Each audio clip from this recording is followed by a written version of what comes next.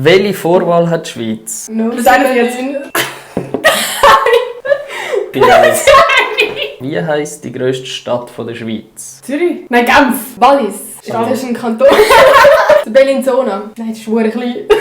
Also die richtige Antwort ist schon mal gefallen, aber es ist nicht Zürich! eingeloggt worden. Ja! Ah, Welches ist der flächenmässig grösste Kanton in der Schweiz? Graubünden?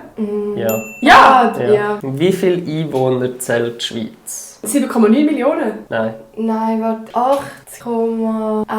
8,3. nein, 8,4. nein. 8,06. Ja. 8,6. Schon wieder. Wie lang ist der Gotthard-Basistunnel in Kilometer? 3, 2, 1, 15. Das sind 57, ich glaube, Nati ist näher. Wie gross ist die Schweiz Oh in Gott. Quadratkilometer? Oh mein Gott, keine Ahnung. 3, 2, 1, 400. 1500. Wir sind beide Kommt weit nicht entfernt. 41.285. Boah. Hey, der Punkt geht jetzt an mich. Wann ist die Schweiz der UNO beitreten? Gar nie. Nein, der EU meine ich nicht. Nein, der UNO. Sind sie der UNO? 3, 2, 1, 2002. 1992. Nati hat genau getroffen. Wirklich? Ja. Nati, das ist beschissen.